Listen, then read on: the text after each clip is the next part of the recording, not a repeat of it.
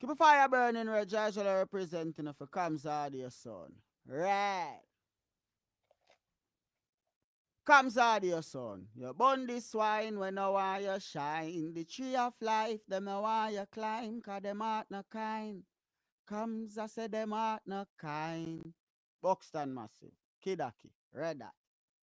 Keep a fire burning red and a usually representing of a comes out here. Big up Kidaki. Buxton massive. Hey Babylon boy, you going like you like come son. Red. Never joke, never joke, never joke. Oh, money never, money never, money never, money never, money, money. I know what you conniving, money, money never, money never, money, money never, money, money. You can keep your conniving, money. When you've been knocked for a bum, in a bills every morning. Now because your money done, you come with conniving morning. When you had your pocket full, in a bills every morning.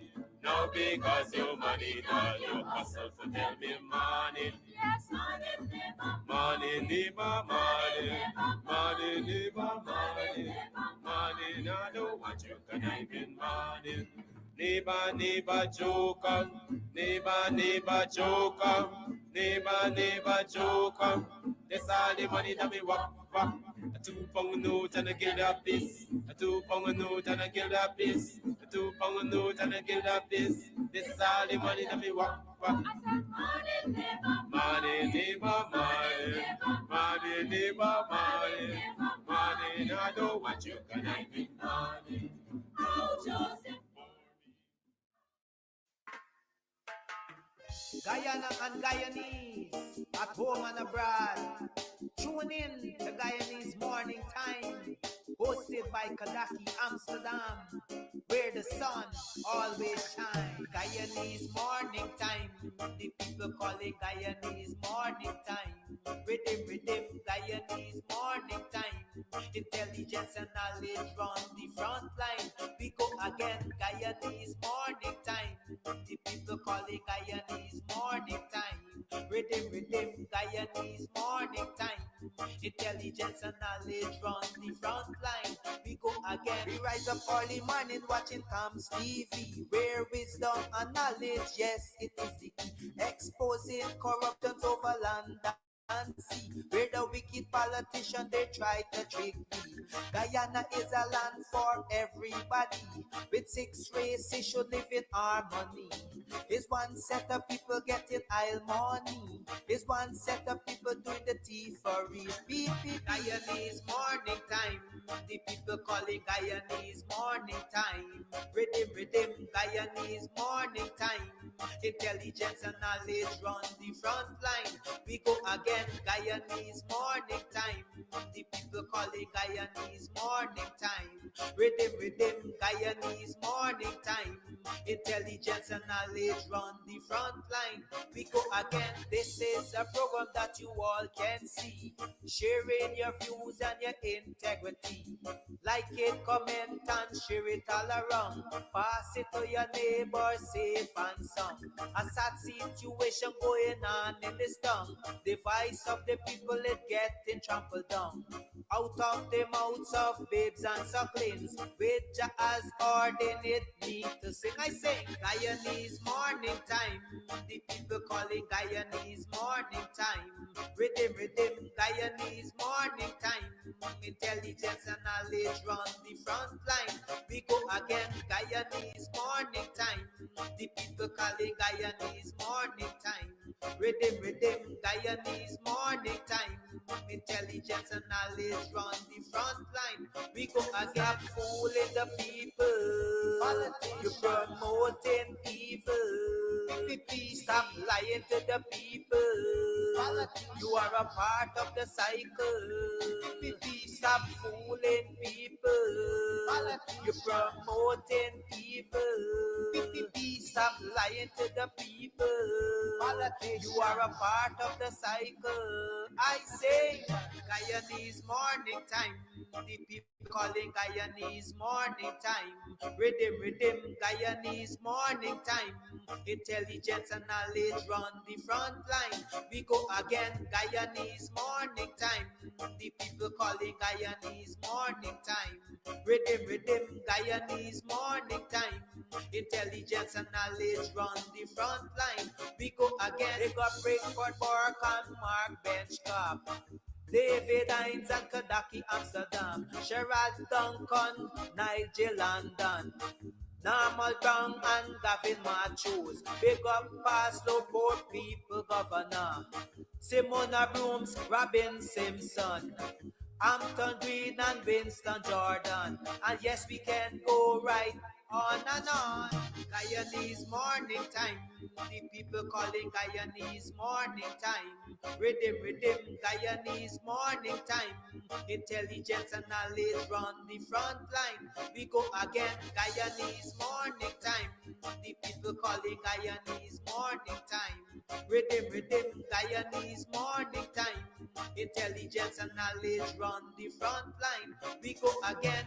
The relatives and friends of young Wyndham Bacchus, they deserve justice. The family, the relatives and friends of our in Boston, they deserve justice. The family, the relatives and friends of Peter Headley, they deserve justice. And so when we say that Guyana is an apartheid state, we have the evidence to show.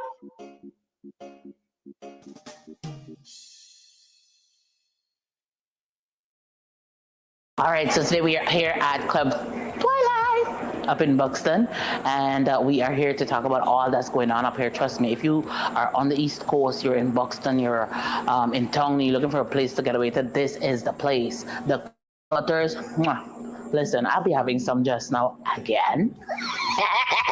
We'll talk about that. And then, of course, the ambience is beautiful, fully air conditioned. The decor is on point. The music's on point. Everything's on point.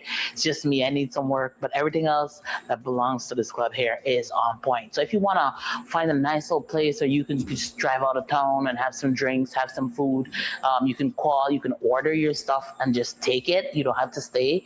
Or if you want to stay here, that's what's up. And of course, they have special events for Valentine's. You can rent a hall.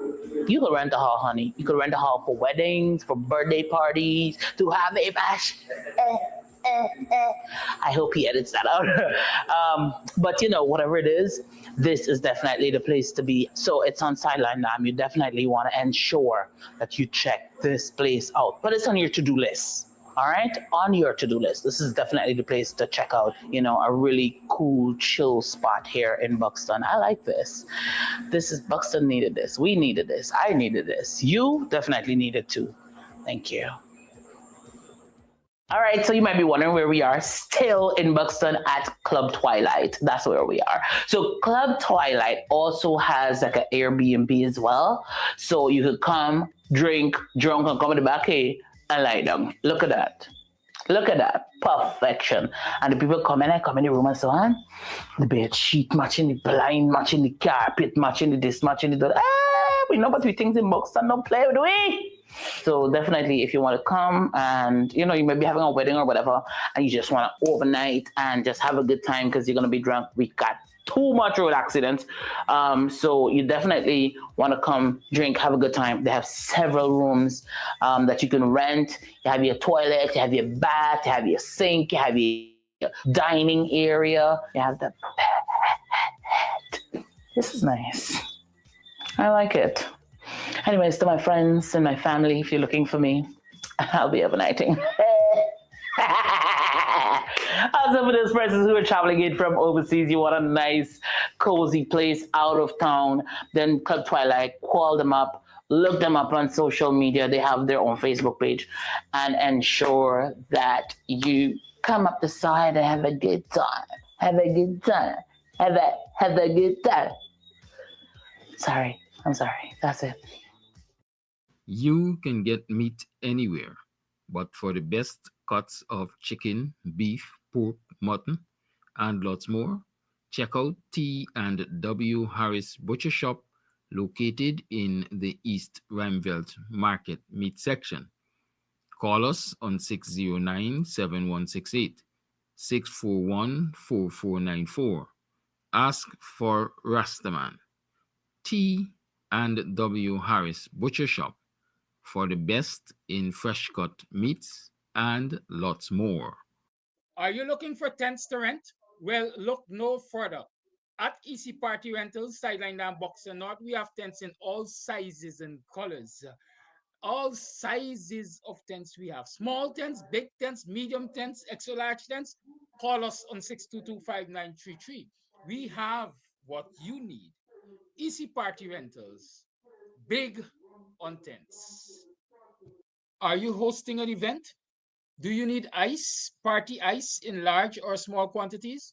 Then call us at 622-5933 for the best party ice available. $1,000 per bag. We do delivery.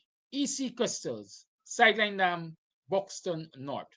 Call, have your orders filled today. My Guyana, my Guyana, my Guyana, my Guyana, El Dorado, rest of all the world away. In my heart within I wander, memory enshrined thee. All my hopes and aspirations, all my longings, only tie everlasting bonds around us as the fleeting years roll by. My Guyana, El Dorado, my Guyana, times unfolding and for my destiny, to redeeming lasting splendor, all the years that lost to me, and the dawning of thy glory, for the long, long night is past. Oh, arise, triumphant, glorious, from the ashes of the past. Oh, arise, triumphant, glorious, from the ashes of the past. Guyana, oh, my lovely native land, more dear to me than all the world I see washed on this strand. Pour down upon the borders, looking out upon the deep, the great Atlantic flowing to a fury. For asleep at morn, at noon, or entering the crimson sunset's glow, I love thee, I love thee, I love thee.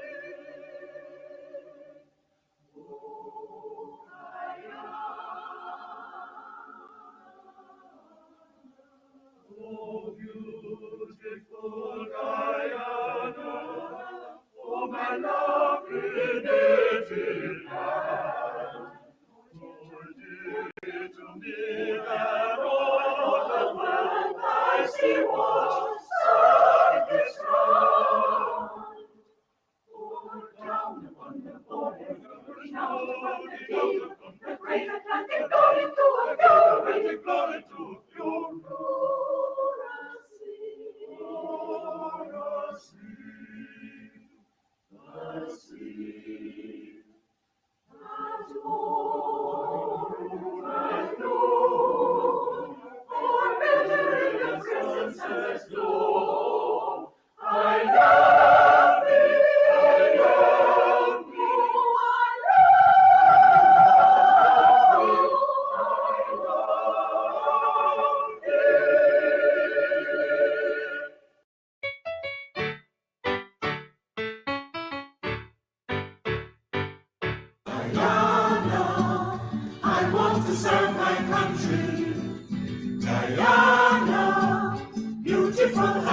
and free.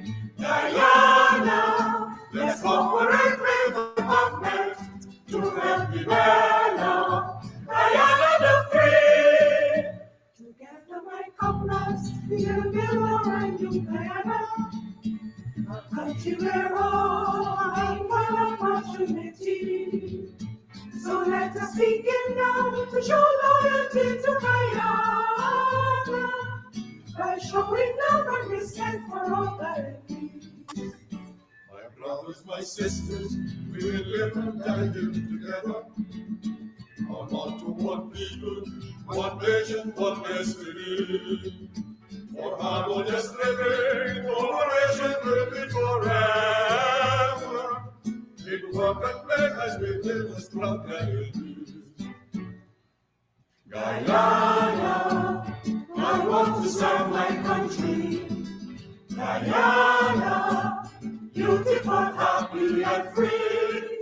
Guyana, let's cooperate with our government to help develop Guyana the free. Well, it's time we send all the nations in the interior. Our natural resources are there in great quantity. And we will do farming and establish towns by the border. With global food so we could fill all Guyanese. My greatest desire is to serve my country, Guyana, and sincerely help Guyana to move along. Our government asks us that we study hard and we learn the things that will help Guyana to become strong. Guyana, I want to serve my country. Guyana, beautiful, happy and free. Guyana, let's cooperate with our government to help develop Guyana the free. To help develop Guyana the free.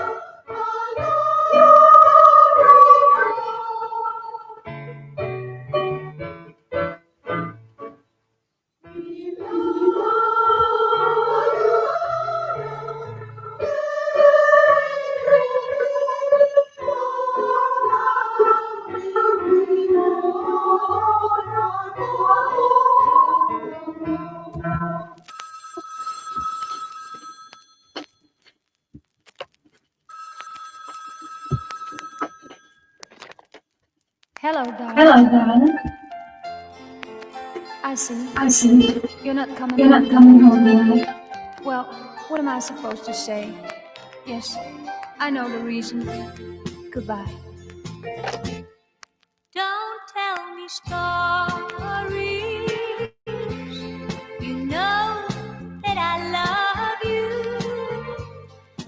And when you lie to me, I hear it in your voice. Do you remember the times we shared together? Don't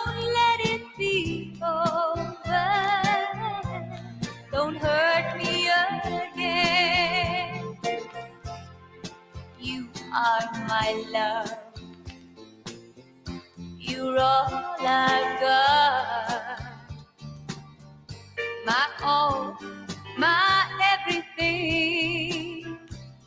We cannot be apart when you are gone and I'm alone. I wonder what went wrong with our love. I can't forget all the love we shared together. Don't tell me stories. You know that I love you. And when you lie to me, I hear it in your voice. Do you remember the times we shared together? Don't let it be over. Don't hurt me again. Maybe it's not right to call you now, but I can't stand it anymore. I want to tell you so many things. Please, please pick up the phone. When you are gone and I'm alone, I wonder what went wrong with our love. I can't forget all the love we shared together. Don't tell me stories. You know that I love you. Don't let it be over. Don't hurt me again. Don't let it be over. Don't hurt me again.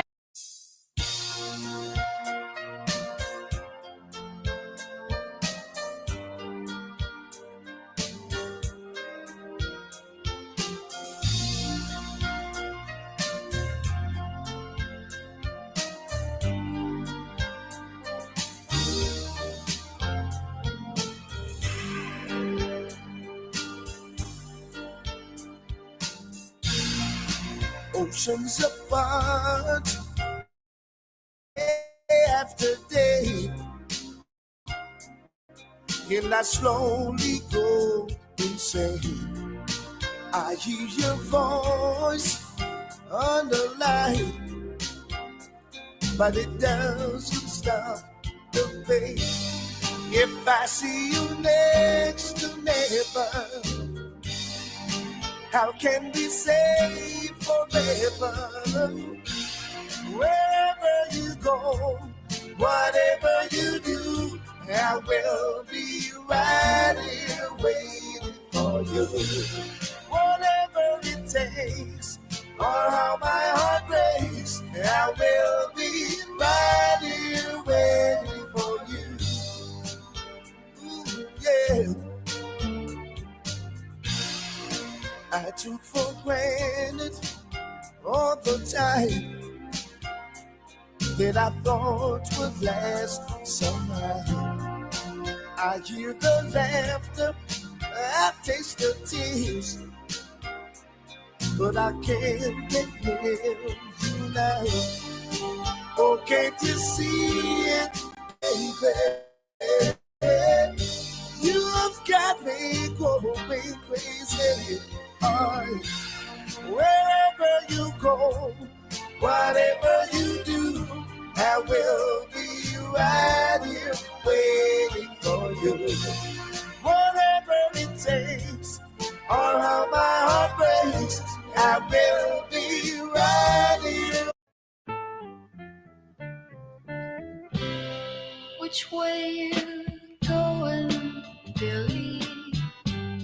Can I go too?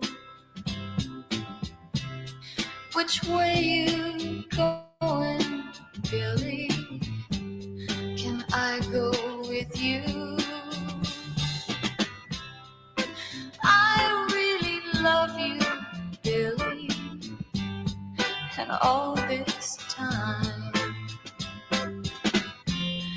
I thought you loved me, Billy, and you were mine.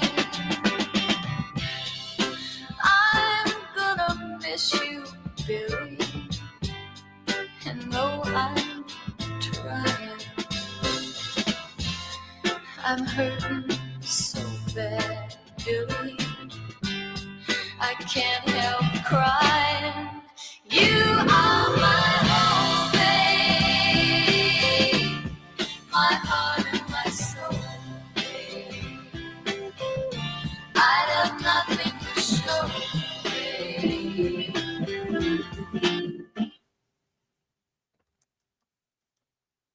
Hey, morning, are you morning, never morning.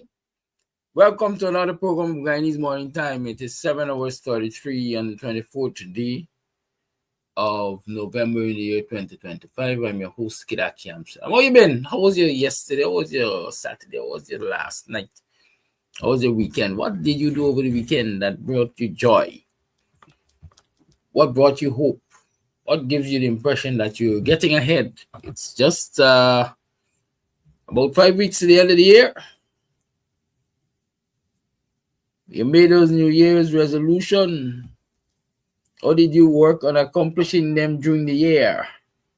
How close are you to realizing them now that the year is close to the end? Talk to me.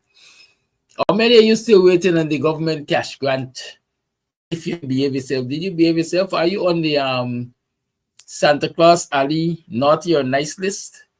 Are you expecting to get that cash grant? Talk to me. I want to know. The Grim Reaper is busy in Guyana. A lot of our young people are dying or have died. As well, people like say a lot of young lives falling. And I don't think it's falling because of sickness. A lot of accidents on our roadways are taking lives. What can we do to minimize the number of deaths caused by road accidents? What can we do? It's 25 minutes to the 7 o'clock, to the 8 o'clock hour, sorry.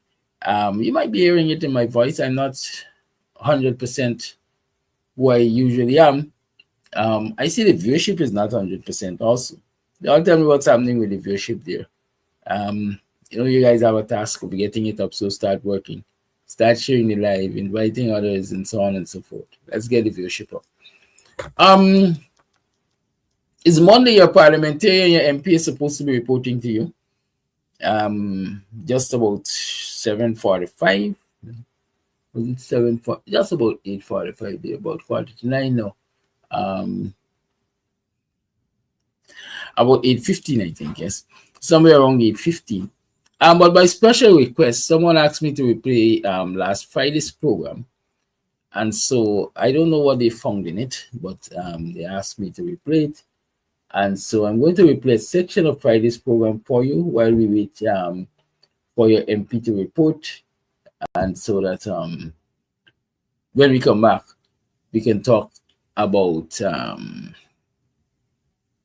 lots of things. Especially up until now, there's been no appointment of the leader of the opposition. And I woke up this morning asking myself if this is a battle for win only, or is it a battle for Guyanese citizens because it's a constitutional issue. I can't recall us talking in depth about the fact that the commissioners Alexander and Trotman indicated to the public via letter to Starbuck News, I think, that Pralit Singh has basically decommissioned the election commission. I want us to also, if possible, comment on the UNDP's position that GCOM in the last election has done a tremendous job. UNDP cites quiet overhaul of GCOM's machinery, says 2025 elections mark Guyana's biggest leap in electoral modernization. I hope we can get the time to talk about some of that too. Because in one compound word, I want to describe that statement by UNDP. Bullshit. Bullshit. But I'll tell you why in my mind it is bullshit. Good. So let's listen to a replay of a section of last Friday's program, Free Talk Friday. Good. And for those of you who contributed to me having a relaxing weekend, yes, I did go out and try to have a relaxing weekend. Here is the aftermath.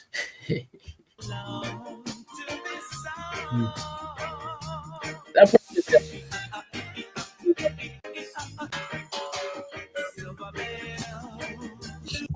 man called Jacob Miller for you. Previously, you listened to Spice is a rich man. Me want for me Christmas. But I want no band. I want no man. I straight and strong. You know, say on the song saying, don't give me no man. You want no man. Bye, man. Welcome to another program of Guyanese Morning Time. How are you doing? How was last night? What was the day before? How was yesterday? How you make out? How you wake up feeling this morning? I feel like I want some vacation. I'm making an indecent proposal this morning, but you're going to understand my proposal as I go ahead. There's several things for us to talk about this morning. Several things, a whole lot of things for us to talk about this morning. Sometimes we don't know where to start. But anyways, we're going to talk this morning. Oh, y'all been? How was yesterday? What y'all achieve? What y'all achieve? You know, on the lane, don't hurt me this morning. It's not only ladies deserve good things or nice things.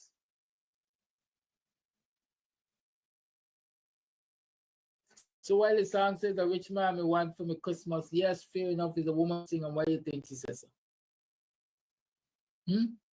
But can you flip the script and think that there is a banner somewhere out there that is looking for a rich woman for Christmas? Or men don't want rich people by their side? Yeah? Tell me, men don't want rich people by the side. Only women want rich people by the side. Listen, I know.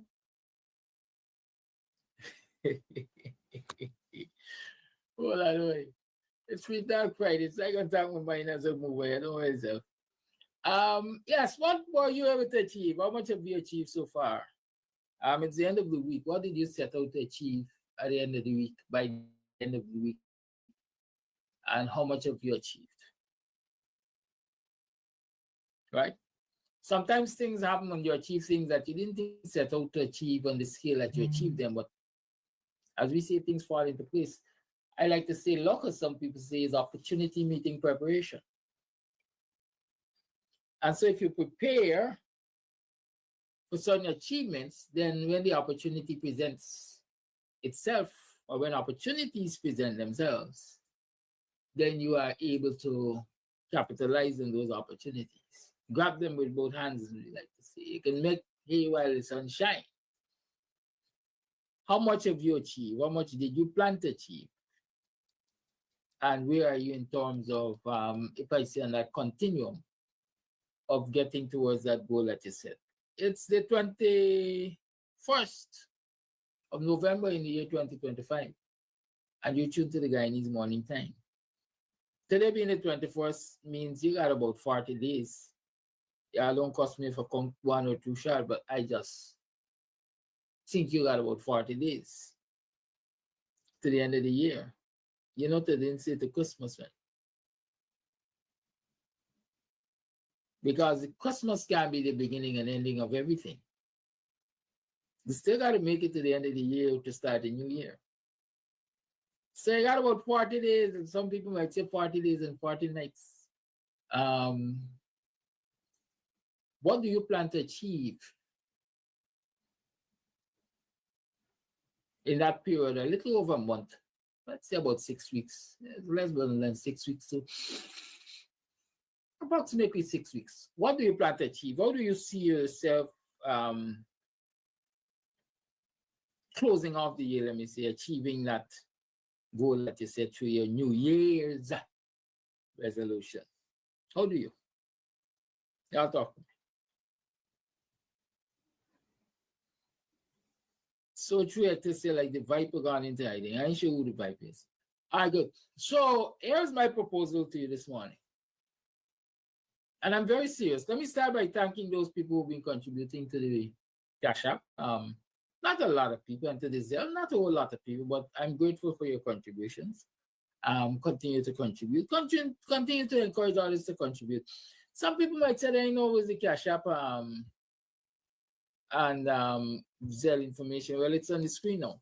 So you ain't got no excuse, right? Contribute. But here is a direct proposal. I'll sponsor a weekend of fun for me now. I want a weekend of fun. I want a weekend of fun and frolic. Freedom. It means I don't want to study where the money coming from to do it. It means I don't want to measure how much I spend. If I see it and I want it, I must be able to buy it. I want that freedom this weekend. Which of you, how many of you on this program this morning are willing to give me that for this weekend? You can indicate in the comment if you want. You can send the money to Cash App on the Zelle if you want. You can call and ask me for money transfer information via Western Union and La Park and who else they got, MoneyGram and so on, if you want. But what I don't want you to come here and do is don't criticize me, don't cuss me, don't tell me I'm begging. I ain't begging, I'm requesting. I am stating what my desires are. And if it is within your heart to make my desire a reality, then go right ahead. I welcome it and I will make good use of it. It's as simple as that. Good. Maybe that's how I need to stress relief. Good. Annette says she's willing to donate to the MMG. Well then, Annette, the MMG number is the same as the phone number on the screen, 6225933. Okay? 6225933 is the number to use for the MMG. Good. All of you, or most of you, should know that number by now because you call it constantly. At least those who like to make use of Free Talk Fridays and so on and so forth, and when the lines are open in the morning. So you know that number. Good. So we have our first willing subject, willing viewer. Good. So I'm looking forward to the others. Then is when, well, that really wouldn't determine my value, but then is when it's going to say to me how much people appreciate my efforts and what I do and so on. Good. That's my desire. That's my desire. I've stated it. Now, some people might be saying, but this man is brave. This man's bold. You don't come and tell people you want a frolic-filled weekend and they must pay for it. Yes. It's not unreasonable. Because if you find that unreasonable, then in the same breath, you must say it is unreasonable to ask this very man to do the things that you ask him to do on a daily, weekly, monthly, yearly basis. Sometimes by your mere actions or your utterances, and expect that they will be done. Right? Because they say, to whom much is given, much is expected. And likewise, from whom much is expected, much must be given, or much should be given. Yesterday, I got a call from John Thompson. I don't know how many of you were on that call. He was doing a live. I'll tell you quite frankly, I haven't spoken to Thompson for years, at least from my recollection. I don't even follow the guy. I don't even listen to him. And y'all want to know why? Because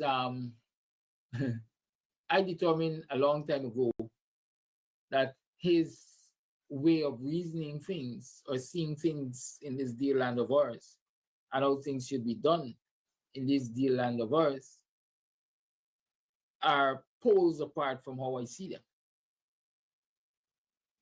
Right?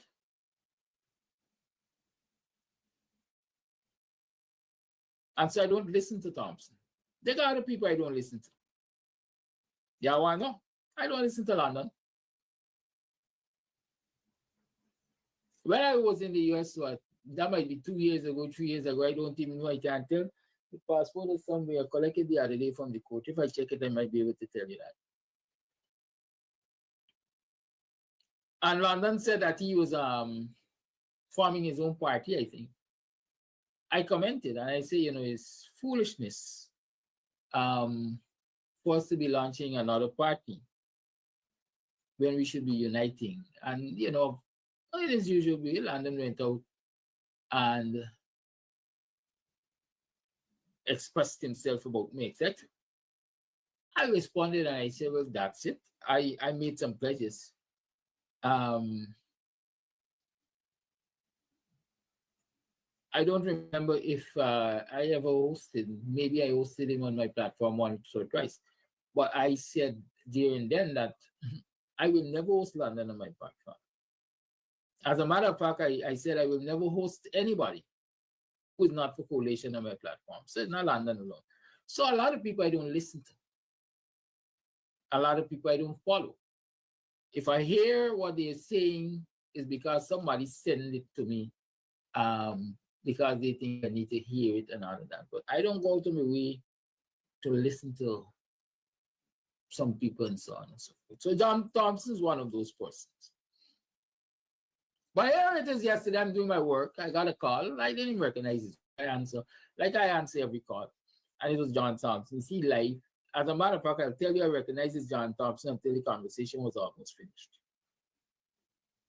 What does that say to you?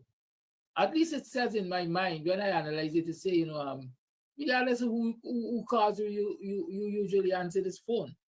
And in most cases, you don't even concern is who.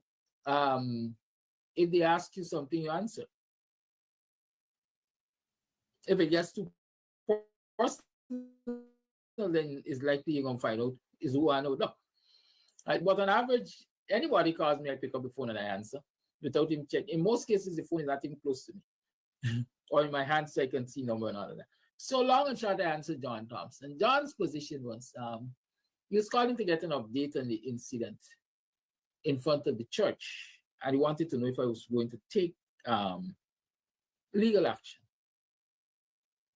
My position is simple. Or I said to him then, I'm done with that. I'm done with that. So you mean you're going to take these people to court? No, I said I ain't taking nobody to court. I ain't going to the police. If the police wants to prosecute, let the police prosecute. They want to call me as a witness or whatever to give testimony, I can do that. But I live in where I dare to go and make no report to no police. I ain't suing nobody because that is what John Thompson is saying. Man, you got a open and shut case, sue them. Sue the pastor, sue the church, get enough money. Share out some of the money with your people if you don't want the money or if you don't want all the money. But you get paid, go after it. And if you're not willing to do that, then you're not a part of the solution, you're part of the problem. Do you agree that I'm a part of the problem, people? Because I'm not willing to engage in a legal tussle, legal battle, or whatever legal fight over this issue, am I part of the problem? I'd like you to be honest and tell me that. Does that make me a part of the problem? From where I sit, I am sure I've been a part of the solution because the problem as I saw it then was a group of people, not foreigners, not locals, not nationals, not Portuguese, not Chinese, not Venezuelan, not Spanish speaking, not English speaking, a group of people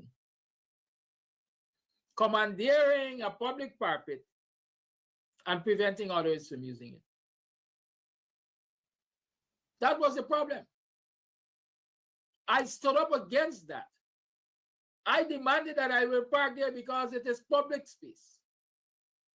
We see all the result. All the result we see. Yes, it was traumatizing. Yes, it was emotional. Yes, it was frightening for a lot of people who looked at it. It was perhaps dangerous to me because I was directly involved in it and a cutlass was pulled and all of that. But at the end of the day, persons are now free to park in that space. And not only are persons free to park in that space, but persons are taking their right, their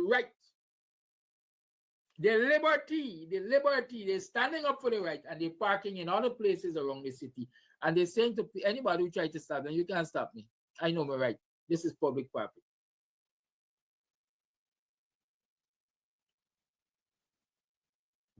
And so my actions contributed to the solution of the problem because it caused city council to come out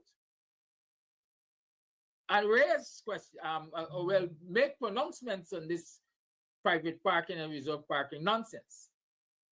I saw somebody else asking about the space in front of Monishwar. Since when it became private property, so Monishwar could say customer parking or employee parking only. Right? So I say all of this to say to you,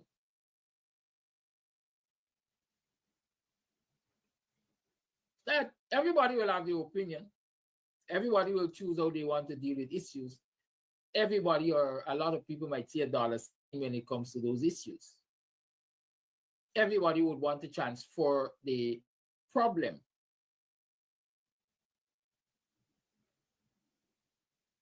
But in most instances, I try not to do that. In our discourses, it came down to I don't understand how you want to leave people and you want to carry this thing to the end and you have got foreigners coming in the country and disrespecting you. My interpretation. And that is what I want to address this morning.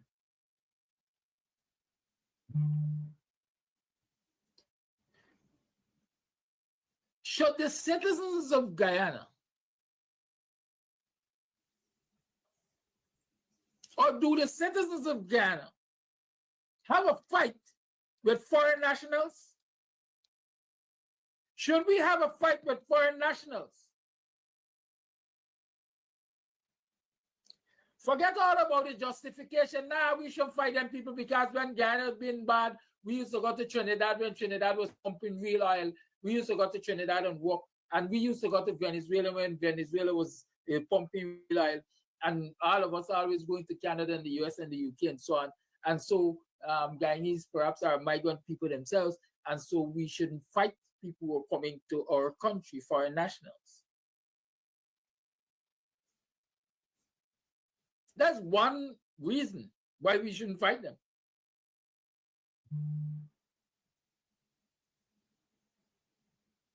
But for me, the citizens of this country should not be fighting foreign nationals for what foreign nationals are doing in this country. Because first and foremost, it is your government. It is our government that has the authority to determine who comes and who doesn't get to come. And how they behave. Or they are allowed to or not allowed to behave. The Haitians don't come to this country. We don't see them around. Nigerians, for the lesser part, we don't see them around. They don't do as much as the Venezuelans do, and as other ethnicity and other nationalities do. They're not here in their numbers because the government exerts control over that. The government exerts control over that. And so if we have a proliferation of Venezuelans or Spanish, as they all like to say, and other nationalities doing as they want to do in this country. It's not our place as citizens to fight them. It is our place as citizens to fight the government which allows it to happen. Because it is the government that grants them access, permit, freedom to come into this society, to come into this country. It is the government which has the authority to monitor them for their behavior and legal standing. It is the government that has that authority.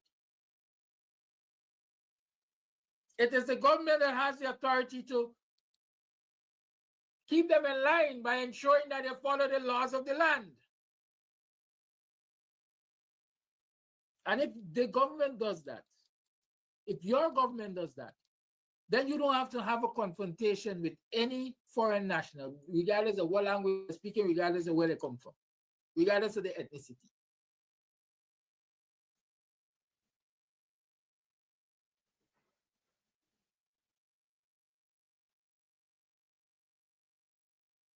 So as I see it, what John, among others, would like me to do, and what they're guilty of doing, is basically giving the government a free pass and fighting foreign nationals. Well, I ain't involved in that. I ain't got a problem with the Venezuelan. I ain't got a problem with the Chinese. I ain't got a problem with whoever. As long as they go about their merry business and I go about my merry business and they don't mash my corn, I good. We ain't got no problem. I got a problem with the government of Guyana. I got a problem with the government of Guyana because they allow foreign nationals to come here and do a whole bundle of things which even the locals can't. The locals wouldn't even dare to think of doing.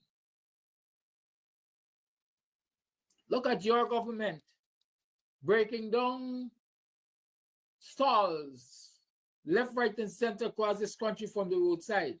Stalls owned by the nationals of this country, the citizens of this country.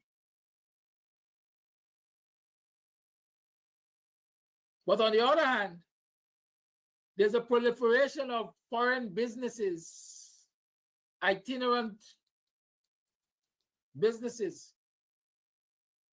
around the city and elsewhere. And the government of your government is exerting no control over that. Look at your communities. Commercial structures are authorized by the Central Housing and Planning Authority. No longer is the Neighborhood Democratic Council responsible for issuing permits to the construction and operation of commercial properties. Central government is taking over that role. Look in your communities and you will see the Chinese, for example, build their buildings from boundary line to boundary line.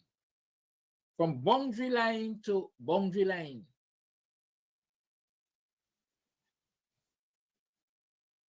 And nobody stops them.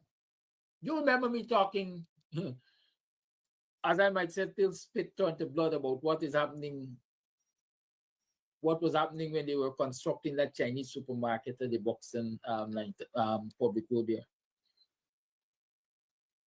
I mentioned in passing the church, Grace Assembly, I think they call them, on Friendship, being up in arms against the construction or the manner in which the Chinese supermarket or whatever it is being constructed on the Friendship line top. Your government is responsible for ensuring that those constructions are within the confines of the law.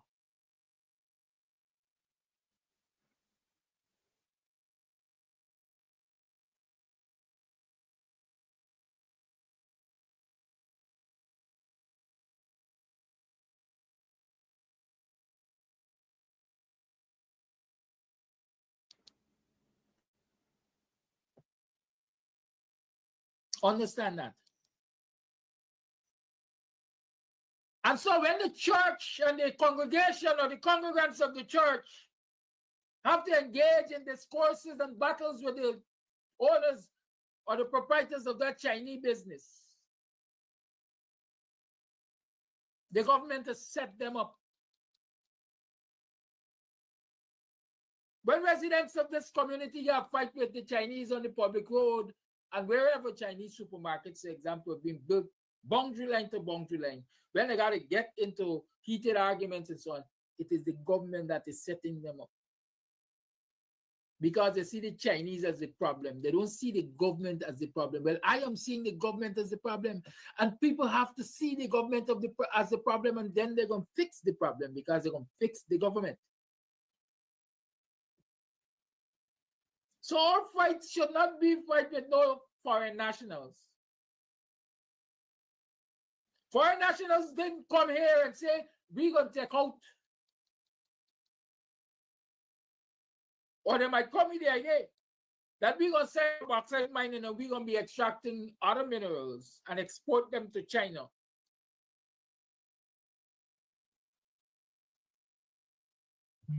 But even if they came with that idea, it is your government that permits it because your government is lax in enforcing the laws and enforcing oversight on those companies that come and do that. So your government is complicit in you being robbed of your natural resources earnings, which should be able to give you a better quality of life and living. But the Chinese is the enemy as far as we're concerned. The Brazilians are the enemies as far as we're concerned. The Venezuelans are the enemies as far as we're concerned. And we're seeing the government and the ministers of government and the agencies of government and the representatives of government as the problem. Let me say this to you. Hypothetically, you could kill out all the Brazilians, Venezuelans, Trinidadians, Caribbean nationals, all the foreigners in this country, you will still have a problem. That is the PPP government. Or any government, as a matter of fact, which is not keen on upholding the laws of this country and holding everybody accountable, including themselves.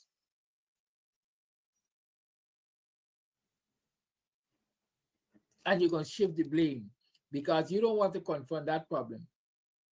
You would see Kidaki Amsterdam as the problem or as a part of the problem, because if Kidaki Amsterdam doesn't want to build this stat, if Kidaki Amsterdam doesn't want to take on the responsibility that you should take on, among others, every citizen should take on, then Kidaki Amsterdam is a part of the problem. Blame shifting. I usually say if somebody gonna do it or everybody gonna do it, nobody does it. Because everybody is looking to somebody else to do it. When we as a nation, as the citizens of this nation, recognize the importance of us all putting our shoulders to the wheel,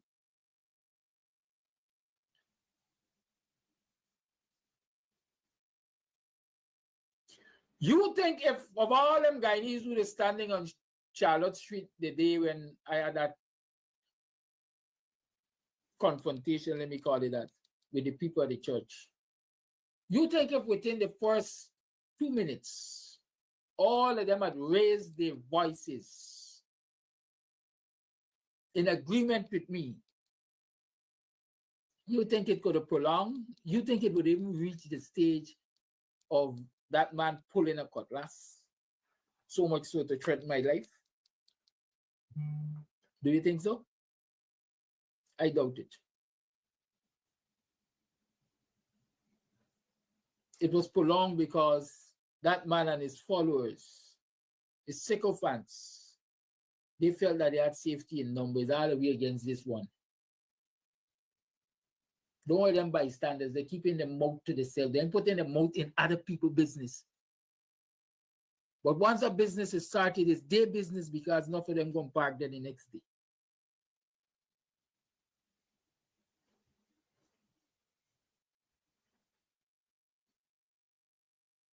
We have to stop leaving the battles of this country the battles that are necessary to fix this country for one and two people to fight. Because in short, all we want to do is make them martyrs. I say yesterday, and I'm saying it again, I wasn't afraid that any harm was going to come to me because where I was standing, I don't see where he could have chopped me.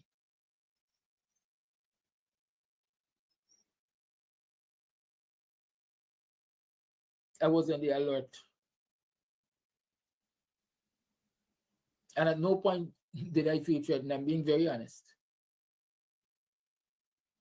Right? But the long and short is, if it had gone the other way, the most I think I would have heard from my deathbed is the man was a good man. The man used to talk up for we by. I might get long, what we say, loud singing and slow marching. Who knows? They might even drape the casket, the coffin, or the cloth that they wrap up in a national flag. The man was a national hero, by the man like we did Blackie, right? But what happened? What would have happened the morning after? What would have happened the morning after? What has happened to the Commie Wings after Courtney was murdered? What happened to the Waddles after Ronald was murdered? All in the name of fighting to fix this broken country of ours. Standing up, quote unquote, as Lone Rangers, because this is what Guyanese people apparently want to see. Every year when we got to confront government and the wickedness is one and two persons. Walter Rodney lost his life doing it.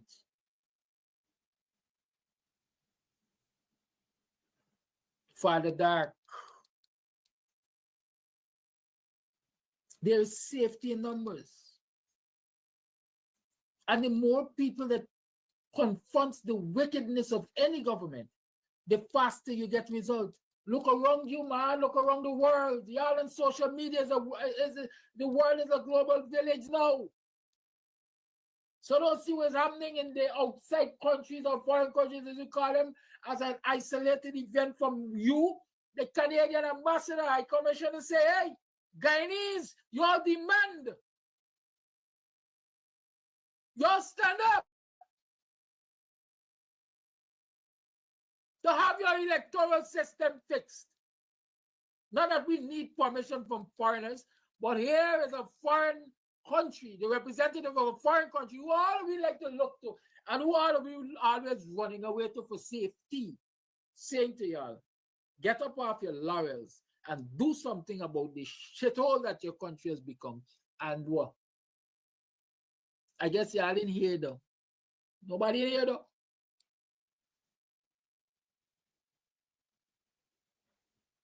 It's in the media now. It's in the media now.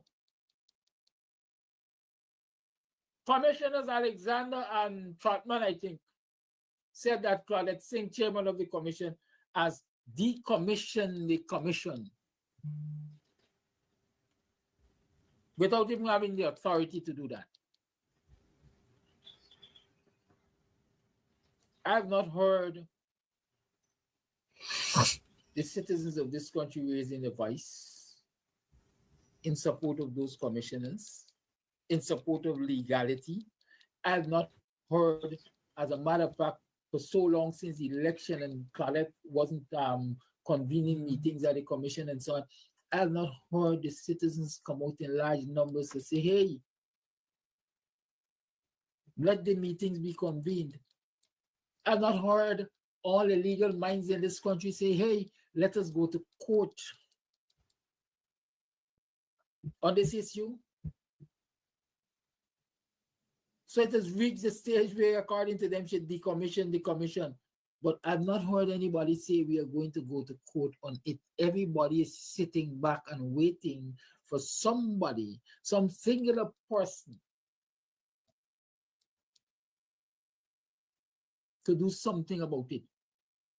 to do something about fixing an electoral system which, when functioning properly, will benefit each and every one of us, because hopefully we can get good governance. Somebody's asking what's the point. Well, if you can get the point, well, For all mankind, a warm Jamaican Christmas time, where there is no snow, where the good sense of meaning grow. Could you possibly rewind and come again? Okay. We'll sing to you. Merry Christmas. I wish for all mankind a warm Jamaican Christmas time, where there is no snow. I overdoing myself. Should I continue to play that tape or should I start this morning's discourse?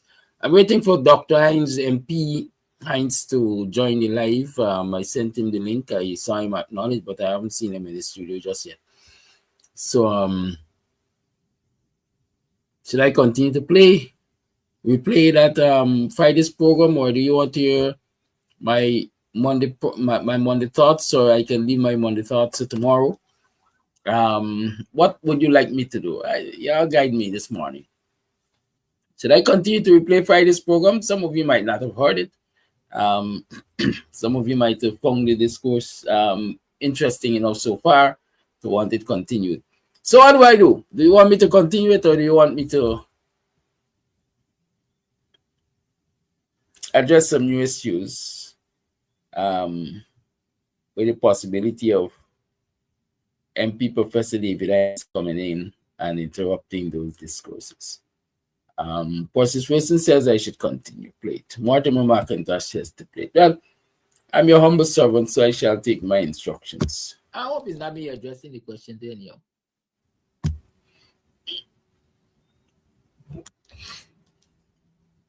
Emily, you're coming late, so first to one. We cannot continue to exist. We cannot continue to live. We cannot continue to operate the way we do and expect changes that will empower the citizens of this country. We can't.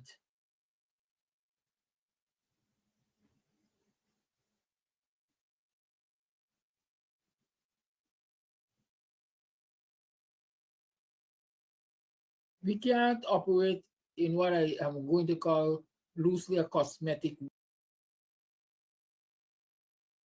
Well, you know, sometimes when the big man them talk and the big lady them talk, you gotta listen to them as little by. Vincent Jordan said Friday is a pass. Then he said new day, new issue. No, new day, no new issue. We just get the same issues prolonging. And we can't forget the past, because the past guides us into the future. Right? So we can't just forget Friday. Up until now, the discourses that were raised on Friday, they're still relevant and true. Because the fact is, let's talk about that EU report. The EU report identifies a number of things that were wrong with the election process and by extension GCOM. But when we look at the EU report and we put that up against the UNDP's report, were these people looking at the Guyana elections from definitely different points of view, right? People who are hands-on, directly involved in a process, usually at the end of the day would like to pat themselves on the back and say that we have done a good deed. We've done a good deed. And I think that is what is happening with the UNDP report. UNDP, like I said the headline, I'm not going to read that entire story, honestly.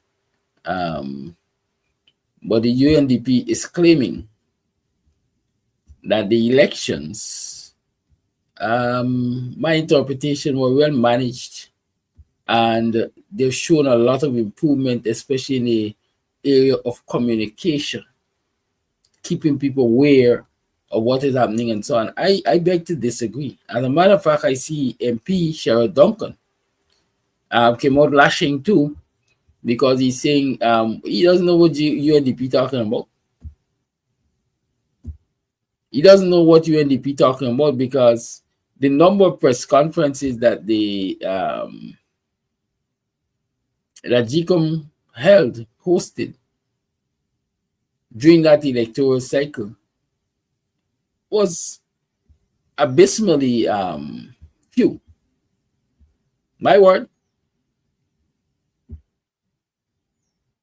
abysmally few, and there's still lots of outstanding issues in relation to the elections. UNDP claims that because or as a result of their work with GCOM was able to produce an election which Guyanese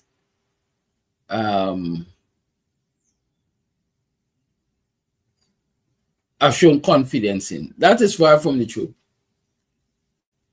I think of all the elections in recent times. I mean, this one has not resulted in street protests and so on because the players maybe got a different thinking. But this, for me, is one of the worst elections when it comes to credibility and Guyanese recognizing it as credible. Trust me. At least that's how I feel. Others can have their own opinion. But like I said, I didn't want to start this discourse because Professor MP David Hines was expected to come into the studio, and he has just come into the studio. And so tomorrow we are going to dig into this matter. Let's welcome the Member of Parliament, MP, Member of Parliament, Professor Dr. David Hines. Good morning. Welcome to the program. Good morning, and thanks for having me again.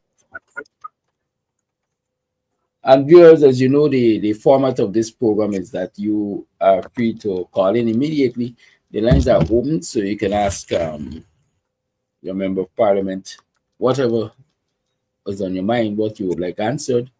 And the MP, you're free to also report to those you represent as to what is happening and bring to their attention whatever issue there is that you would like to. So, as we like to say in Ghana, the floor is open. MP, over to you. If you have anything to report, viewers, over to you when you're ready to call. Well, as we all know, the National Assembly has not been called since the opening 3 weeks ago, and so there is not much happening on that front.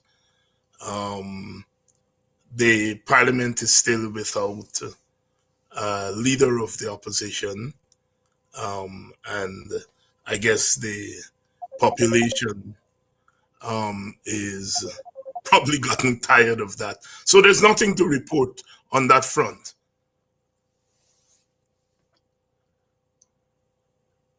Okay, then there's a call. Call it on. Yes, good morning to you and my friend, Mr. David, and to all my other black brothers and sisters in Guyana. Happy Monday. Plus, God is responsible for what you say, not how you interpret it. Welcome aboard, my brother. I have a question for you, but to the end of my page. But I want to read something for you because one of my brother asked you a question, and it didn't sit well with Flash Garden. But I couldn't call him back to represent you. But I'm going to read the scripture so my brother could understand where Mr. David stand and WPA party. I'm taking it from Isaiah 31. But they that wait upon the Lord shall renew their strength. They shall mount up with wings as eagle. They shall run and not be weary, and they shall walk and not faint. My brother, Mr. David, represent that scripture. He wait upon the Lord. And now is he time to mount up with wings. Let him have a time in Parliament. Amen to that, Flash. Move on. I read something at APNU. I believe in God's words. Let the dead bury the dead. APNU, you don't have no business in Muhammad and his brother them. Because Muhammad was never with us to fight for us. But today he found us because he know all of them beat us down and he know that we need. And that is what he's trying to do. What the APNU have to do now, our 12 disciples, yes, go around is good because you have time to do it. But when you're going around, let them know that next year we will need you. That when we say tomorrow morning, nobody go to work. That is the only way you could bend an iron is when it's hot. I do hope somebody from APNU list to Flash Garden. Let the dead bury the dead. Let Mohammed fight with them. Them give Mohammed 16 seats to keep us down. Mohammed didn't win the election. Abinat and David I won that election. Thank God for the testimony that what a young Joel said. I vote for APNU. I vote for you, Mr. David. I vote for Mr. Abinat.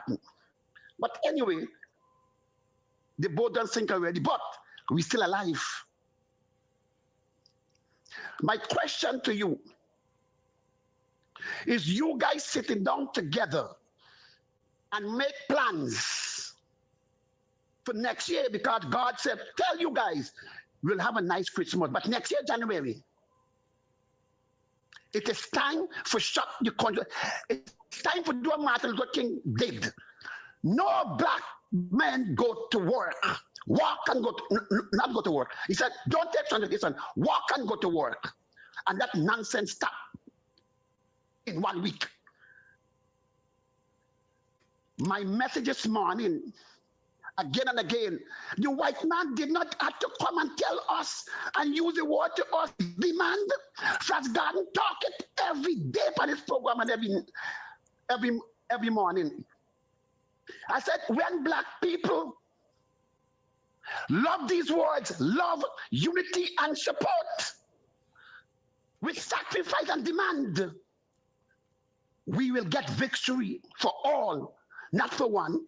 But nobody, because I got first grade education, last week ago, Friday announced, I said, I will be coming home next year to be on the ground because I'll be running for mayor. 2 black person, 1 black man and 1 black woman. Now, I'm not call them name. They don't say, oh, Flash Garden come, we want for mayor. That is laughable. What is laughable? Mohammed, are your country $190-something billion, and it's not laughable. It is good. This is our mentality today. Is so damaged with the beating down of the Indian government, the Kodi government. It is time to refocus. Chose 12 disciples. All 12 was not president of finance minister, from different education, from first grade education to 12th education. We have to start focus. Positive things. You know, I could remember I asked my good friend, Mr. David Hines. I said, I will expect you, or why did not you apply for 1 year, leave of absence and bring Guyana on the ground for continue to do what you love to do, fight for Guyanese people, fight for your black brother and sister. He said, from today, I will take leave of absence for life. If he didn't mean it, but I know God tell him, hey, what Flash Garden said, right, you got to go in Guyana and receive a blessing to be in Parliament. Thank you very much. Answer my question though. Are you preparing for next year for shut the country down? For protest? Thank you. Thank you for your call, Dr. Hines. Yes, Flash Gordon, thanks to the confidence and the sentiments expressed on my behalf. Yes, we are meeting as the APNU, delegation to Parliament. We meet as regularly as we can. We have a statutory meeting, so it means that we try to meet every week, once per week, and we are planning at that level our parliamentary agenda. And I can tell you that our approach is that Parliament is not confined to the walls of the building, or it's not confined to the proceedings. That Parliament for us extends to the wider public. And you may have seen APNU members, APNU members of Parliament going into the communities and beginning to engage the communities. Now, whether we'll shut the country down or we will, what we will do on the streets, you wouldn't expect me to say that here, but I can say to you that it wouldn't be the same as far as parliamentarians are concerned as the last parliament, that we intend to engage on the ground. I myself, on the East Coast, where I am responsible for as a parliamentarian, there were some engagements in the communities. This past week, unfortunately, I am out of the country. I left early last week, and so I couldn't be part of those engagements. But other members of Parliament who are responsible for Region 4 were there. So yes, we are meeting, we are planning. From all reports of those who were around the last Parliament, that the lessons have been learned, and we intend to approach it differently this time around. Although you didn't ask me to comment on the Mohammed thing, I'm not shy of speaking on it. For me, and here I'm not speaking for my party, I'm not speaking for the APNU, I'm speaking for David Hines. Insofar as Mohammed and the PPP have a quarrel and they're going at each other, that's not my business. Right? I'm very clear about that in my mind. It's not my business politically. It's not my business otherwise. As I've said repeatedly, my interest in the Mohammed story has nothing to do with whether Mohammed is being beaten up or he's being taken advantage of. I think Mohammed can represent himself. He can represent himself legally. He can represent himself otherwise. He doesn't need me. If I'm being beaten up, Mohammed wouldn't represent me. I know that. Mohammed wouldn't open his mouth. I have been beaten up all my political life. Mohammed is a young man, but he would have seen myself, members of my party, the Kumo Gunse, brother Kedaki, being shackled, put in jail. He never said one word on our behalf or on the behalf of any APNU person who were beaten up by this government. And so therefore I don't feel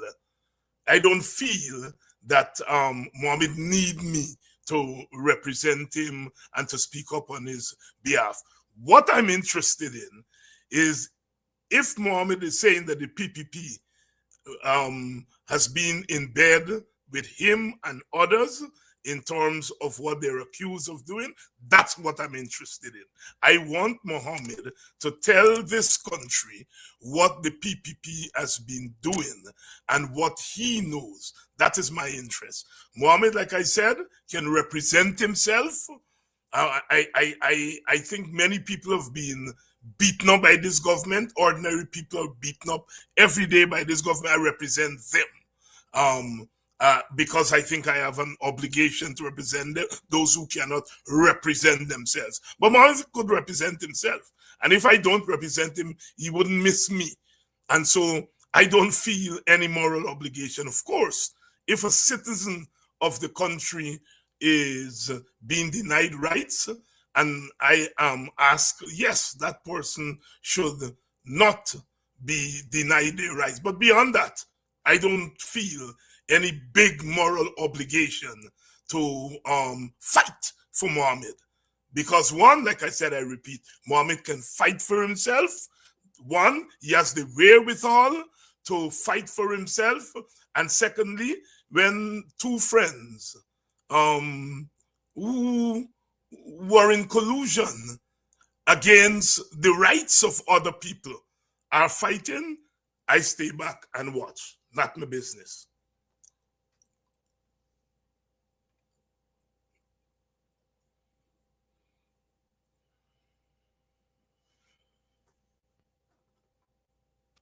Thank you for that response. And the lines remain open. 6225933 is the number to call you. Tune to the Guyanese Morning Time. We are chatting with your Member of Parliament, MP Professor Dr. David Hines. The lines are still open. Call you on. Good morning. Yeah, good morning. The thing looked like was a scare what talking earlier about, but looking at it. Anyway, with what Dr. Hines is saying there, I truly agree with him. But my thing is, let Muhammad the fight to the death because beef no got born and dog in business there. Muhammad saw what happened to his predecessor, as in Roger Khan, and they should have known if they were to continue stepping forward into our zone, or they should have retreated and saved themselves. Mean business we go. My problem is with this thing what the EU sent out. And I hope that we as a party could jump on it and see where it leads us because it is now in the public domain of the skullduggery of the 2025 regional and general election. Then we saw where the chairman has tried to decommission GCOM. Now she's trying to decommission GCOM. And to date, she has not issued a declaration. But she's looking now to scrap. If she had declared, I could remember when it had the problem with the removal of the chancellor. The PPP did not call on the leader of WIN, who the people are claiming is the leader of the opposition. He went and he called on leader Norton because the PPP know because of how the election is that the leader of the opposition still remains leader or become to Norton because nothing in come out to show otherwise. And if they had recognized the other person as the leader, they would have gone across to ask that individual to give a verdict on the removal of the woman. But you know, when you see you condone wickedness, because that was the same person who declared the president, the fraudulent one in 2020. Because when the other one handed over to she did the right. Well, no, no, they they kick she out and they put somebody who could do the right. She should not have been in collusion with the one. God, the one know where she going. And the one know that when a time like this would come, she would have been formed. And she was into the frame, would have been kicked out and gone to a land of no return. But no, which qualifications all she got to do is go and brighten it up and she going to get a position outside and work for more money. So that is my thing, and I'm totally in agreement with Dr. Hines. Dr. Hines, keep out. Let it fight to the death. And what Flaw said, he is right. And I know we have got to work tooth and nail and don't let the things with those recommendations and findings of the outer world drop to the ground and be kicked out. Throw the baby with the bath water.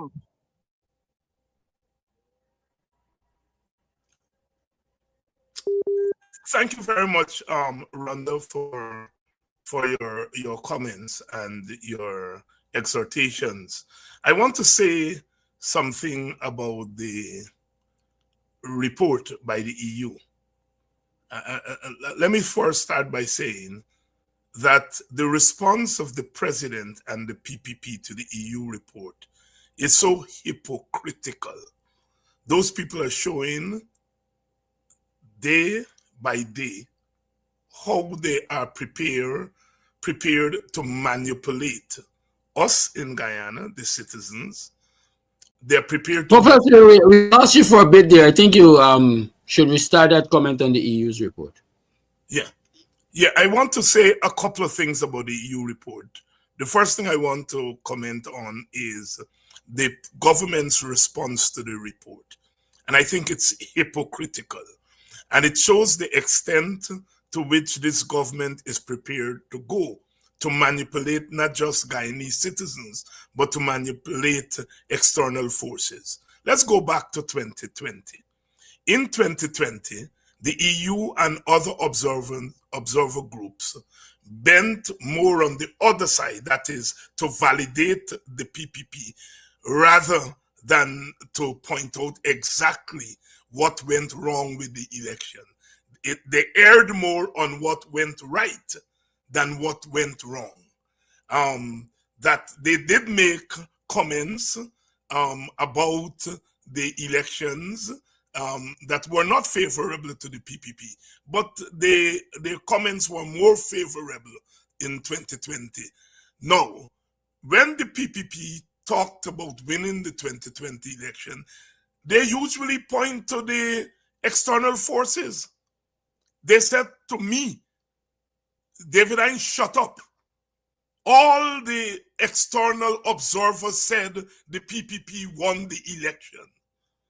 They were prepared in 2020 to use the external observers as the validation for them winning an election, which everyone know was rigged to the teeth. And we know that because of that controversial Order 60. That Order 60 may have been unconstitutional. But when those boxes were opened as a result of Order 60, it showed that the PPP had rigged the election long before election day. And when we say to them, here is the evidence, what did they say? Oh, the external observers said we won. CARICOM said we won. EU said we won. Shut up, we won. Well, this time around, the EU and others did say you win, but they said you won a robin race. You won a stolen election. Let me repeat. What the EU report is saying is that you win, but you won a stolen election. And how does the EU know that? The EU is saying the system under which the election was conducted is a rigged system. So you won a rigged election. That's what the EU is saying this time around. In 2020, they said you won an election. Later on, the Americans said you were installed. The Americans said you were installed. This time around, they said you won, but you won a stolen election. So why are you beating up on the EU? The last time you praised the EU, because they said you won, they didn't put in a stolen election, although everybody knew the election was stolen. This time, they're saying you won, but you won a stolen election. The system under which the election was run is a broken system, a flawed system. You cannot have a proper election with a flawed voters list, where you cannot verify whether a voter is the correct voter or not. You cannot win an election when you alone have access to state resources which you are using without any concern about what anybody thinks. You cannot win an election when you control 90% of the media space and you use your authority to keep others out. And that is what the EU is saying. The EU is saying, well, you won, but you won a stolen election. When in 2020, they said you won, but they left out the stolen, you praised them. Now they said you won, but they clearly say the election was a rigged election. You are beating them up. What it shows is the contempt of this government for its own citizens and for the international forces. The international forces will have to decide how they will deal with that contempt. But now that the EU has said what everybody who is concerned with free and fair election has been saying, then it is up to us as Flash Gordon and Sister Rhonda are saying, it is up to us Guyanese to decide how we are going to use the report by the EU to mount a movement for clean elections in Guyana. I repeat, a movement. You do not get clean elections without a movement.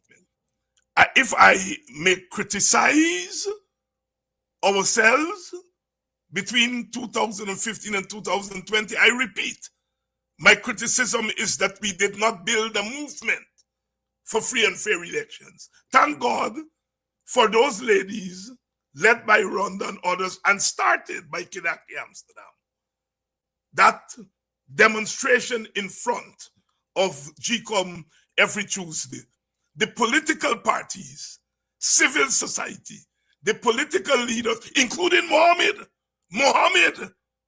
didn't mount any movement for free and fair elections. In fact, Mohammed was never concerned about free and fair elections. You never heard a word from Mohammed that the 2020 elections were rigged and that there is need for a movement for free and fair elections. All right? But like I said, it's not just Mohammed.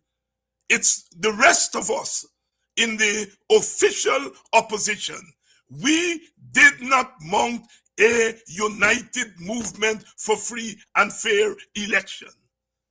And a movement means the coming together of forces and to put pressure on the authorities to bring free and fair elections. We never did that.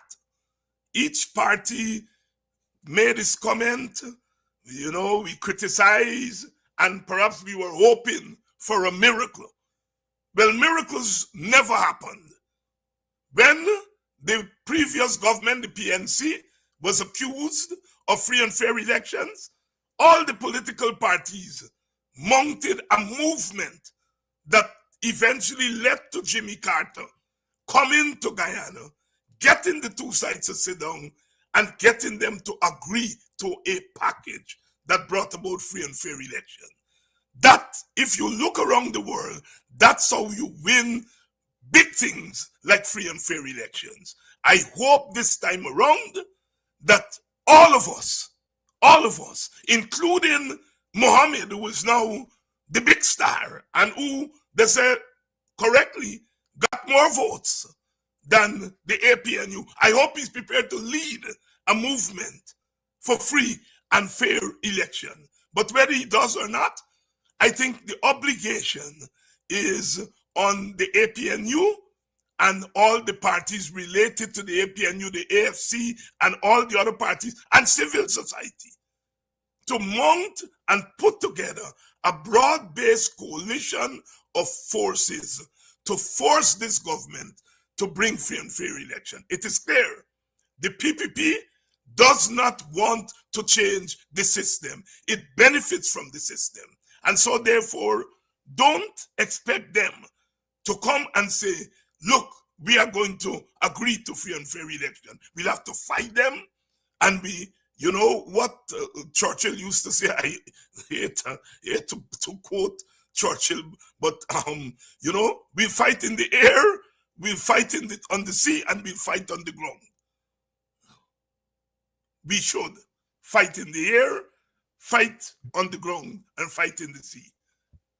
Thank you, Dr. Hines. Call me on. Morning, Dr. Hines. Morning, Kadaki. Morning, viewers. Dr. Hines, I can deal with the next content with you. Choose interest, or I think you maybe you reach it that one.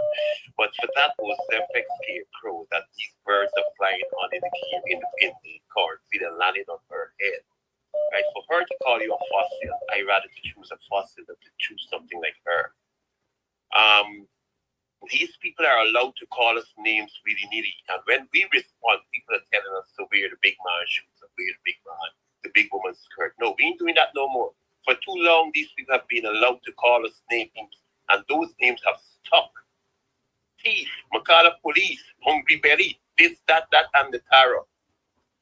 You were on point with what you said about Tiger Bay, and there is a young girl, Kadaki, I share that video with you, that share the exact sentiments as you. And I will love for people to get in contact with that young girl and use her as a voice for other issues. This girl is on point, and you were right. And for every time those people, regardless of who, call us a name, we're going to respond with worse names for them. We don't care. Big white shoe, big white pants, and big girl skirt, come off. We're going to deal with y'all head to head, toe to toe. Thanks for your response. And people, we have to continue to be vigilant and attack these people frontally. We ain't going no more and say, nah, left them people, them dumb. No, because them dumb and them dumbness sticks. We have to attack it. That's all I have to say. Good morning to you, listening public. You know that same thing that you mentioned earlier about is Munishwar, that parking in front of Munishwar there. I always question myself if it's police put this no parking sign here, or is Munishwar have the right this no parking sign on the road, because who really responsible for a no parking sign? Is the police supposed to come and write a no parking sign, or business owners could just go out and write a no parking sign? And I think the police force should come and clarify where no parking sign is valid, because let us say the police is who put the no parking sign in front of Munishwar there. And then I go and park. Basically, they come and lock my wheel. So I at last there. And many more business places in Georgetown has no parking sign in front of the business right up. For example, as the Mohammed business, the business there, I forget what you call it, right? They have no parking sign too. And so who really responsible for these things? Anyhow, sometimes I want to know if you're the savior of this country, not in a negative way. Why I say that? Because you're the only person that are highlighting all of these things that we are going through in this country. And no one else is highlighting these things. No one else is trying to fight for these things. So sometimes I said to myself, like you're just wasting time doing what you're doing, because you're doing it over and over and you're not getting the backing. Where are the legal minds? Where are these fighters? Where are the black organization? What are they there for? Just to take a pay? Just to say, well, I is a leader of a black organization?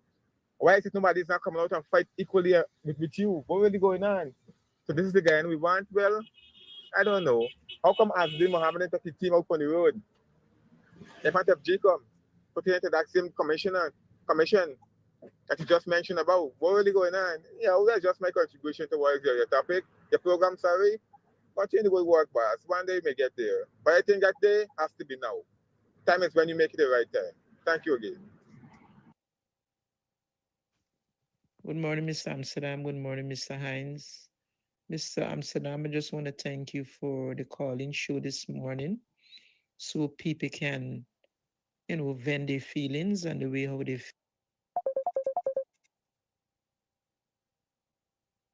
feel. I believe that it's time Guyanese wake up, all Guyanese, all the six races wake up and demand better. The PPP continue to steal elections and it cannot continue. From the report that is out there, the election was not fair in 2020 nor in 2025, and it's time Guyanese get up and demand a clean voters list and biometrics. Claudette Singh have to go. She is not a nice person the way she operates. She is working on behalf of what the PPP is telling her to do. So Guyanese, this is serious. You people got to get up and demand better for yourself and family. Mr. Hines, Mr. Amsterdam, thank you again for highlighting all that is going on in Guyana, that the world can see. All is not well. Morning, Brother Kidaki, morning, viewers. Morning, all Guyanese and people in the diaspora. And Brother Kidaki, this morning, I come to congratulate Dr. Hines and Mr. Vincent Adams on the program last Friday. It was very, very, very, very much educational. I want to see Dr. Hines get up and talk on behalf of Black people. There got a lot of people bombs this race, as Mark Benskap said. A lot of people bombed this race, same to our own people. Come on, bro. That man shining the light. Shining like the man fighting for us. That man trying to let us know where we came from and where we are today. Come on, bro. What's more we want? What's more we need in this country? I tell you, we have an ex Farrakhan coming up there. I tell you, we have an ex Farrakhan. We have a Guyanese Farrakhan. You understand, Dr. Hines, big up yourself. Big up yourself and Mr. Vincent Adams in the program that you had Friday night. You understand me? And the next thing I want to say, you see these PPP people where you see going to Black depressed community that they marginalize on all the years. That they have parents still crying out for their sons, for their children, for their daughters that cannot be found up to this date. And these people got the audacity to go into them same depressed community that they depressed for all these years. Come on, bro. What are they doing? They're embarrassing Black people. They're going in a Black people area and showing you on television how bad we are. You understand me? How bad we look. You know, man, how bad we live in. Why they don't go to them the best Indian area? They don't want to go there because they want to show the world. They want to show the world that Black people living bad. And there is a cause for Black people living bad in this country. You look at Region 3. You know Region 3 going to be a next Dubai. These were these people pumping all the money into Region 3. That's why they win this region outright. You look at Linden dash back the same thing that they pitch in their face. Linden hoard them. But what will Linden do to them? You think what they done to Linden? Come on, man. And Georgetown too. They'll ring Georgetown because they know Georgetown is one of the biggest constituency we have in this country, Georgetown. That's why they win. They rig that terribly. You understand me? There is the biggest region in our country, Georgetown. You understand me? There's what these people. Karaki, blessings and good morning, my brother. Good morning to you, Dr. Hines. And good morning to listeners from the diaspora. Good morning to listeners from the four corners of the globe. Karaki, this is the day that the Lord has made, and we shall rejoice and be glad. Dr. Hines, you couldn't say it better. But to endorse what it is just said, Guyana was hijacked by the PPP. It was hijacked. And they formed their own ism. And this will take no kind of discussion to solve what it is going on. No dialogue and no diplomatic discussion. Dr. Hines, to solve what it is going on in Guyana, this take militancy to the extreme, because what is going on here is greed by all means necessary. Greed by all means necessary. And if Olian get up and stop the runaway train, it will be bye-bye. So my contribution this morning all you had to get boots on the ground to show them to show them people that all you in freedom.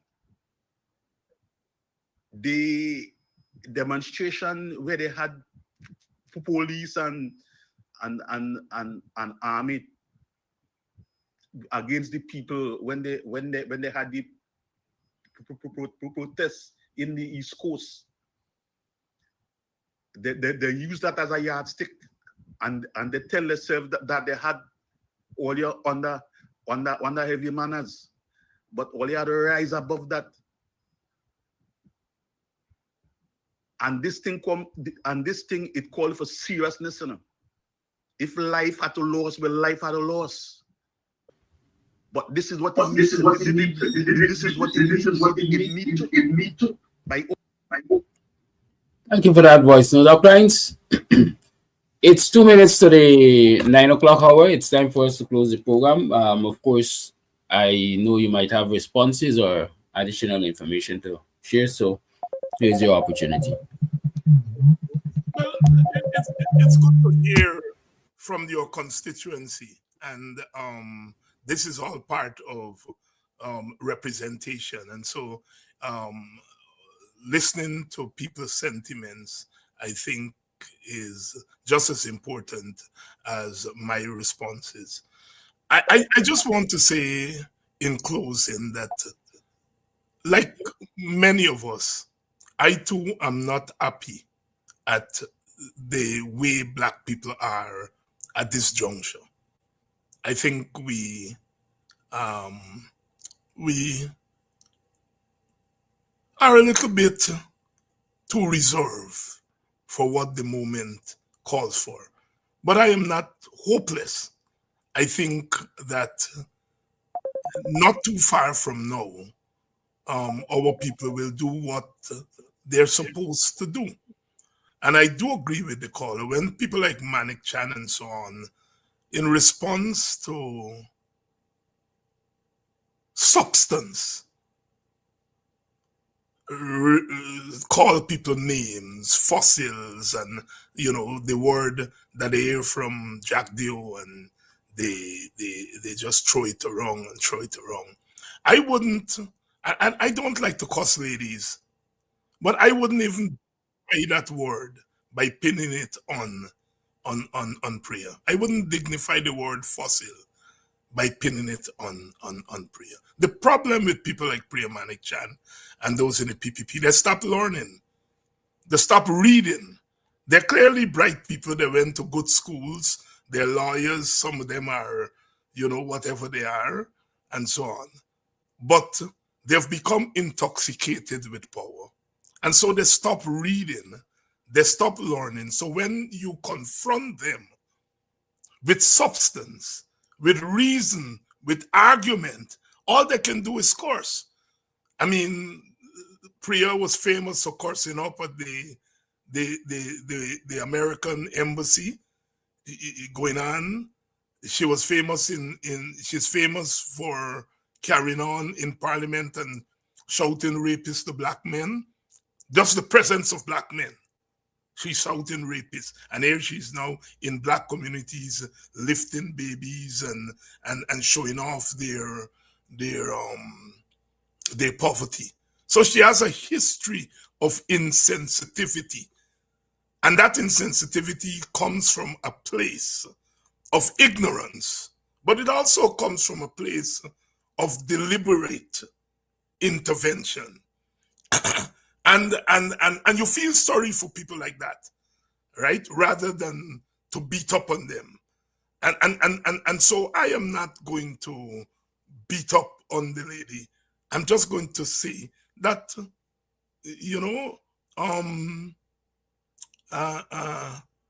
Walter Rodney once said, this act in itself will not delay their day of judgment. These acts that they are carrying on with, cussing people, taking advantage of black people, and so on, it will not delay their day of judgment. And I hope when their day of judgment comes, that they'll face it, that they will not run and hide. As Peter Tosh said, they're going to be running for cover. They're going to be running for the sea, but the sea wouldn't be able to save them. They'll be run for the rocks, but the rocks wouldn't be able to help them. I hope that they stay around when the time comes when that power is taken away from them and they have to live in this country that they have constructed, a country where unreason takes precedence over reason, a country where ugliness is constantly beating beauty, a country where injustice is being revered over justice. That's the country they're constructing. And when people fight back against those things, they fight back with a rage that often consume those who construct the ugliness. Look across history, recent history. So many big leaders, when that day of judgment comes, they run away. They run away from their own country. They run away and leave their mansions. They run away and leave their riches. Not because anybody did anything to them, but they assume that people will do things to them. I am hoping that my country doesn't come to that. And that is why every day you wake up, Martin Carter say, you search for birds and sunlight. You search for something positive, but you see all these negative things. The pastor who put that thing in front of their church without any permission, but more than that, want to kill somebody who is saying, but you are wrong, you are wrong. It's a reflection of what our country has come to. Not that our country has drifted into that state, but often ordinary people look up and they say, this is what I think I can get away with. This is what I think the leaders are not going to beat me up for. So I put up these parking stuff in front of my place. And a man come and he park there and I bring out my cutlass for chop you up. Because I think I can get away with it. I am telling you, I'm not a fortune teller. All I'm doing is looking at my society and saying, what is likely to happen, what is not likely to happen. If that pastor and his flock had come out and seen an Indian man doing what Brother Kedaki did, parking there, he would have had a different response. But those people come from other countries and they see what is being done to black people. And they see what is being done to Amerindian people in the name of officialdom. And they believe they can do it to black people. I am 99% certain. Had they come out and seen an Indian man instead of Kedaki, the response would have been different.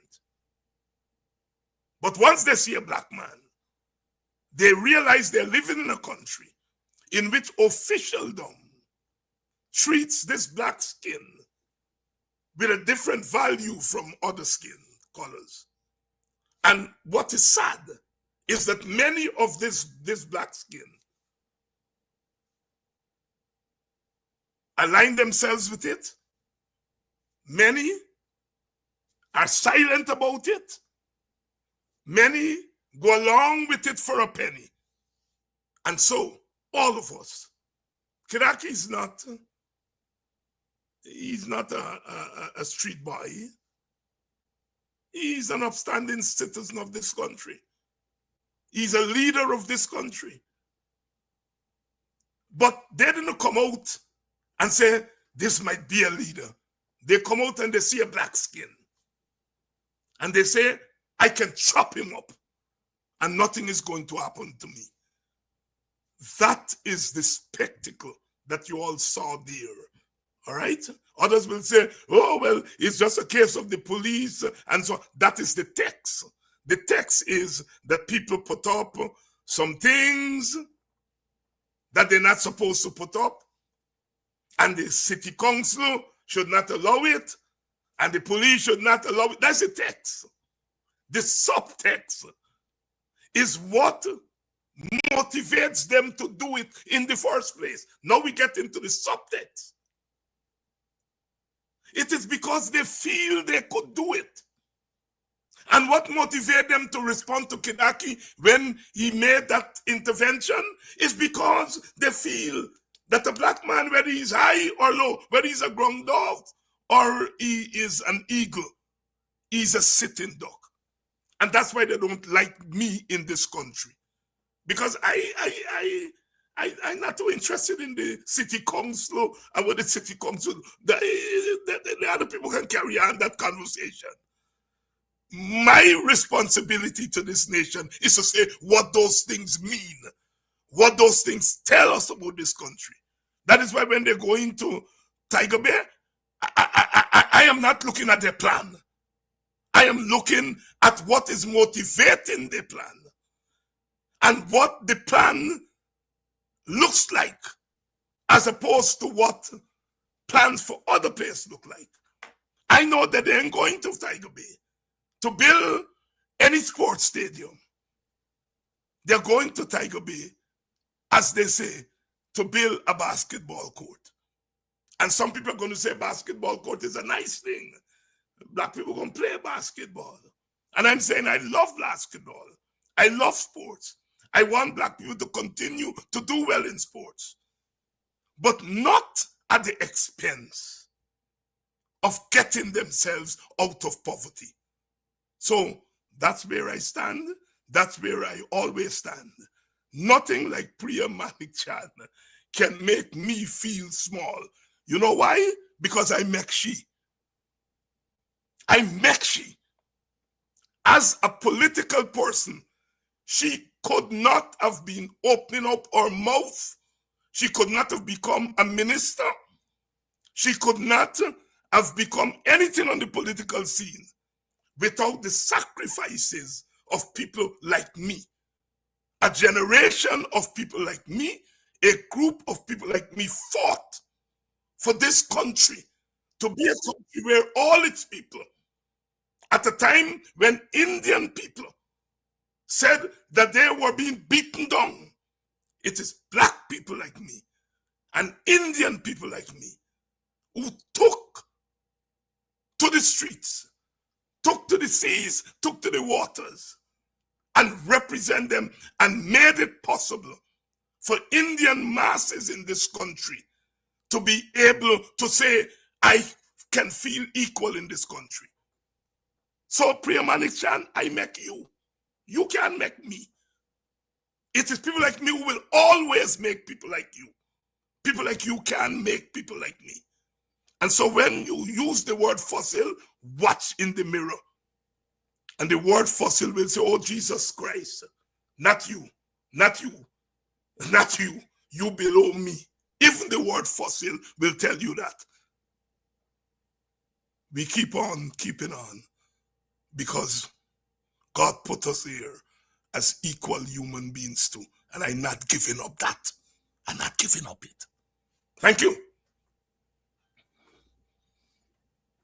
Thank you, Dr. Hines. Thank you, viewers, for tuning in. It is now 11 minutes past the 9 o'clock. Oh, we 11 minutes past late. But, you know, as I promised, let me leave you with a little Christmas cheer. Y'all have a good day. I'll be back here tomorrow. We shall continue our conversations as started. I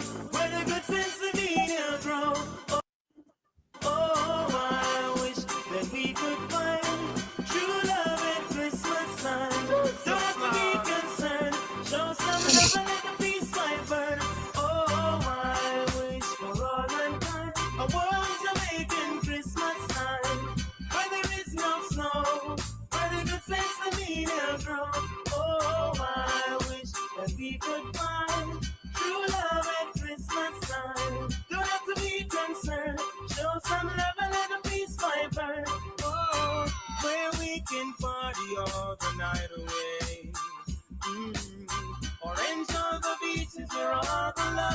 say.